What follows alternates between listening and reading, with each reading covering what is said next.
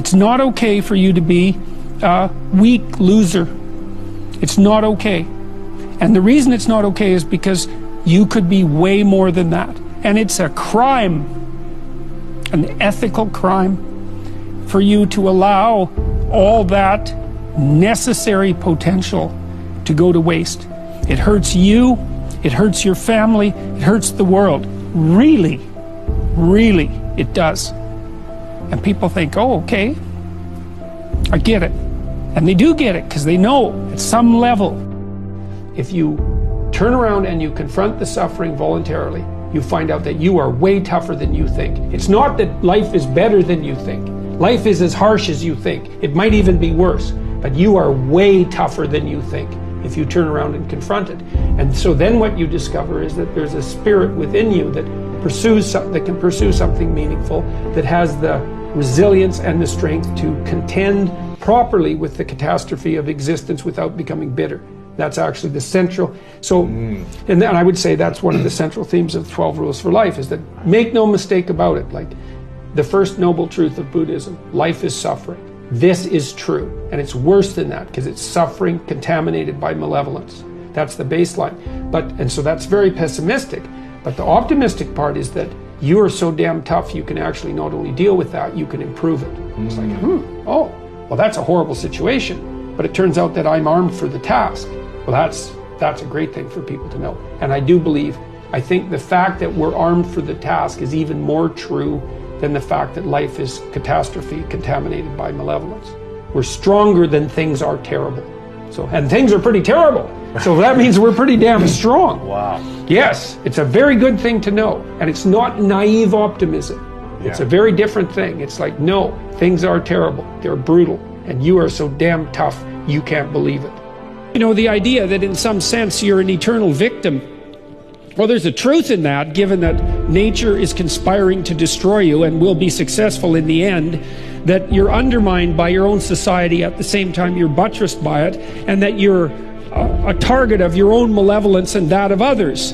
I mean, so there's a triad of tragic and malevolent forces that are aimed directly at your heart, and that's always the case. But to not take responsibility for that and to attribute to that to a cosmic injustice or a sociological injustice in some sense that's aimed particularly at you, that's somehow the fault of others, is to miss the great adventure of your life. In that adoption of that adventurous mode of being, there's a deep meaning to be found. Right, a meaning maybe that transcends just you, that involves your family and that involves your community and maybe even the destiny of humanity itself. But there's nothing about that that's secure or easy, and very little that has to do with happiness. The idea that your problems should be solved for you, let's say, and that it's unfair that you have them, well, it's attractive in that there's nothing for you to do except complain. But it's horrifying in that there's nothing for you to do except complain. The difficulty is actually, the funny thing is the difficulty is actually the destiny. And it is insanely difficult, but maybe you're insanely up to the task. The problem with the pursuit of happiness is that when life's storms come along, happiness disappears, and then you're left with nothing. And so you need to pursue something that's deeper than happiness. And if happiness comes along, well then, hooray for you. You don't want to despise it because it's fleeting, but it's much better to pursue things that are meaningful than things that make you happy. It's deeper, and it orients you more appropriately, and it keeps you centered in your own life. It makes you more useful for your family and your community. So a lot of what people find in life that provides them with a sustaining meaning is a consequence of not the pursuit of rights or the pursuit of happiness or the development of self-esteem, but the adoption of responsibility. And the more responsibility, in some sense, the better.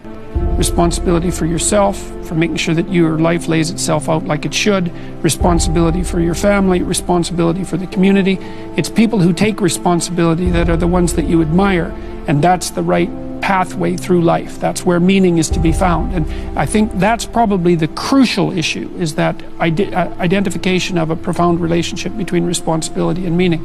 And for many of the people that I'm talking with, it seems like that's the first time that that's been articulated for them.